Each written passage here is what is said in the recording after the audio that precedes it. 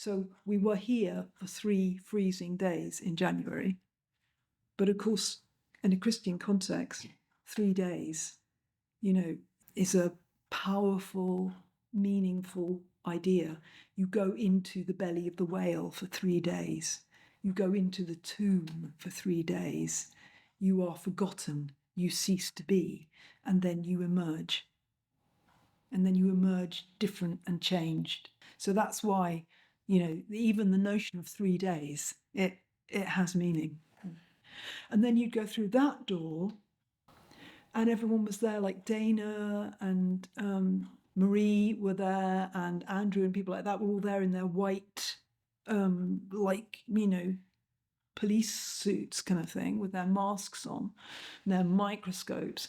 And then behind them is this big empty church, and you couldn't see the back of it because the lights were never on, and it was just this big dark space. And that's what it felt like. It felt like here we were on the edge in these little illuminated rooms of this mystery, this great dark mystery, and that we'd somehow brought Eanswythe out of the darkness into our space, because this was our space, and we'd somehow brought her temporarily in here with us, and she was like present. That's what it felt like. I'm Archdeacon Darren Miller. I'm the Archdeacon of Ashford, which is the area which includes St Mary St Eanswythe, Folkestone. So my role is the care of the clergy, the churches, and encouraging people to look to the future in terms of mission and the service of the church to its community.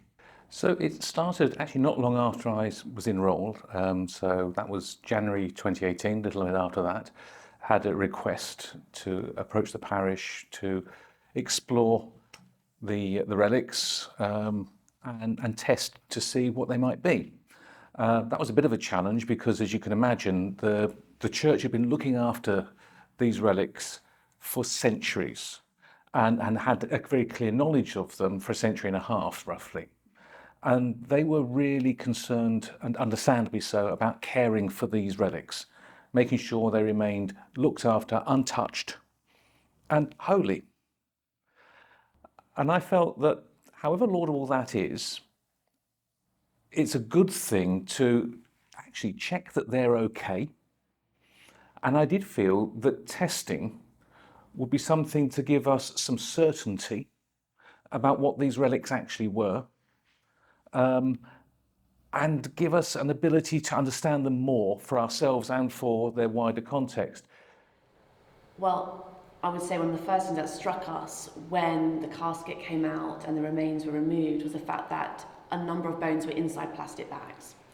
And over time, there's obviously been different curational practices, but it was very clear that the remains were rapidly disintegrating. We were picking up the remains, and they were quite damp, weren't they, with salt crystals.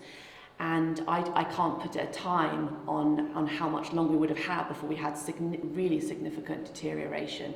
But I don't think we could have waited much longer. I think there was a responsibility, really, for us to have a look at the processes taking place and how we can get the most information we can now, because it's also about the future. The technology has to be at a certain level, and I think we're at a point now, had this been done 10, 20 years previously, it might not have been a good idea, because we wouldn't have been able to get the results I think that we have had. So I think definitely now, because of its state of preservation as well, was probably the best time to do it. The question was to discover whether these were really Anglo-Saxon bones and to know that science is going to be applied to them. So the fact that I was part of that was because I came in feeling quite skeptical, thinking, oh, they're probably not going to be the real bones, because how could that really be? And it seemed unlikely to me. And I remember saying quietly aside to the Archdeacon that, you're being very brave to be allowing this to happen. What if they don't turn out to be the right age? And he said it doesn't matter, because she's been revered as such for so many years, 800 years. That's what's really important, the story and the feeling that people feel that this is who she is was really important. So he didn't worry him that we were going to possibly find out. And And so that sense sort of carried through the whole project, whether well before we knew. We felt it was her, or had that importance of being her throughout the whole project, yeah. Well, when I actually came to the removal of the relics, you do have to remember I was suited up in a white sort of hazard suit, and I had a fitted, respirator face mask on that had been tested to ensure I couldn't actually smell things because it was so well fitted to me, so that I was protected from what we feared would have been, lead dust from the reliquary. And I had latex gloves on and all that, which does somewhat inhibit your sense of smell and taste and touch and things. But it was still amazing to me as I started to handle the relics to get them out in a very careful way, that the concept of what I might be handling, even though I had the gloves on, I was still very conscious. I'm holding here what may be the physical remains of a princess of Kent, a daughter of King Edbald of Kent. Well, it was again like no other. Well, I can't say like no other. I find myself in really peculiar places. I've been down under the River Thames when the trains were stopped, because that's the only time you could work on the train tracks, looking at arches. And I've been down in salt mines with graffiti. So I have often found myself in really bizarre places. And so at first thought when the idea was that we would stay overnight in the church and make sure she was safe. I thought that would be fun and different and I was really up for it. But once I was here, I was hit by the kind of serenity of it. And like right now, it's very bright in here. Most of the whole time it was very dark.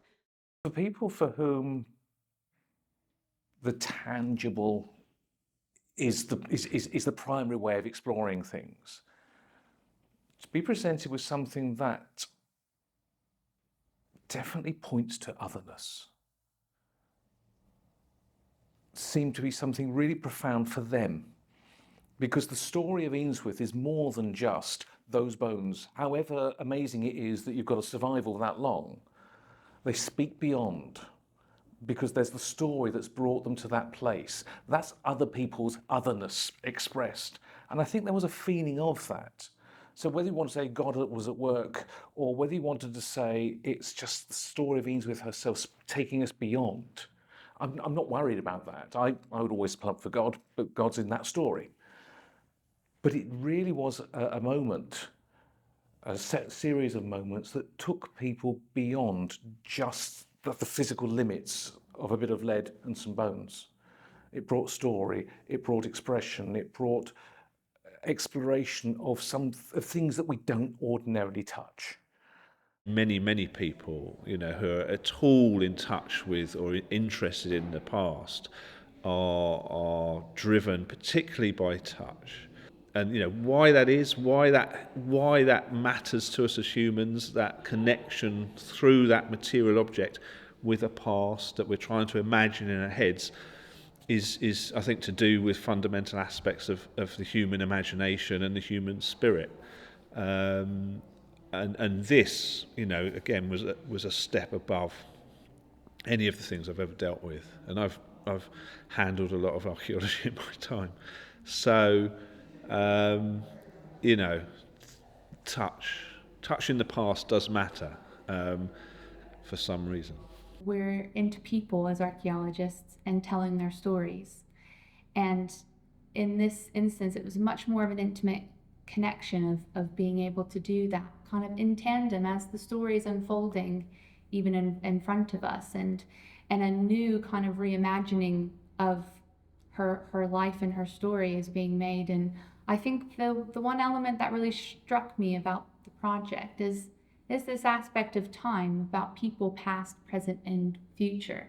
And this story is one of historical significance, but it also carries into the present.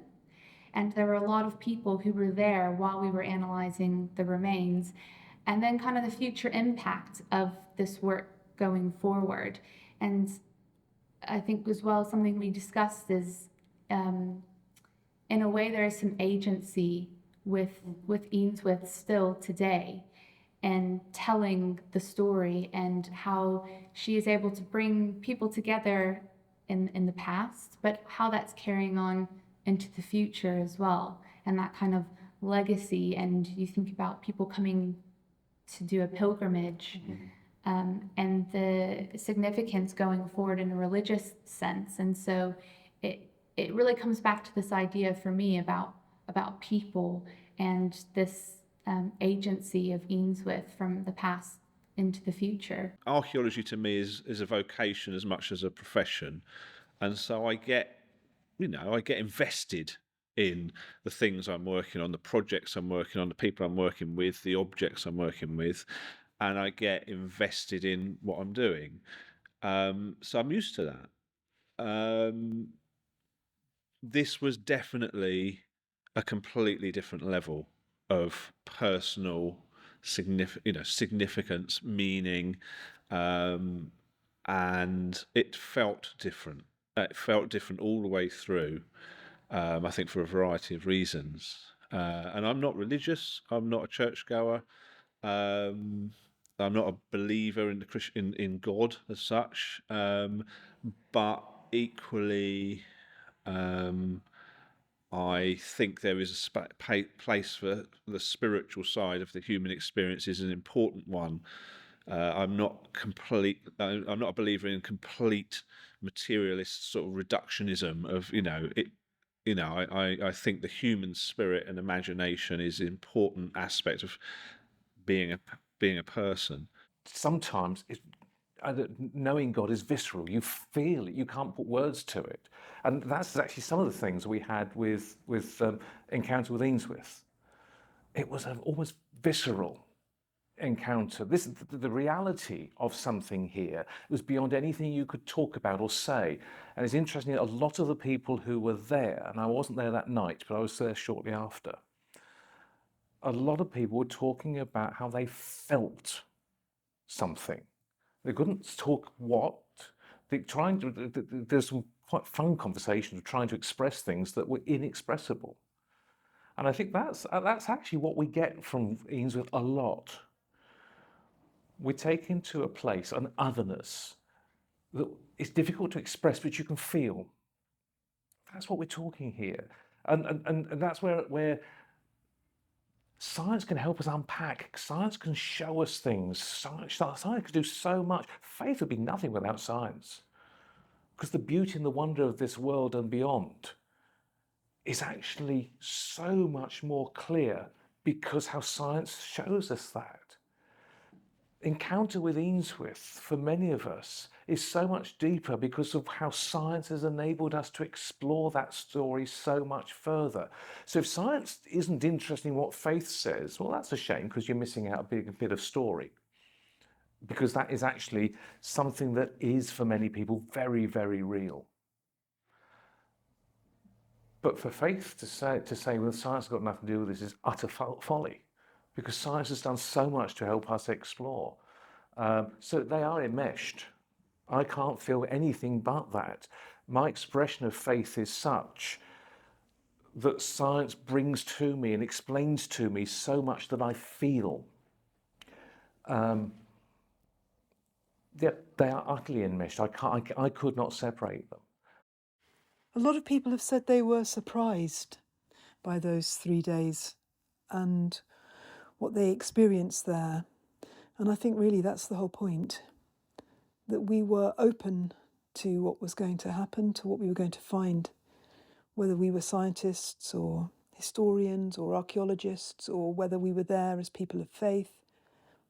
We were all open-minded. That was the point.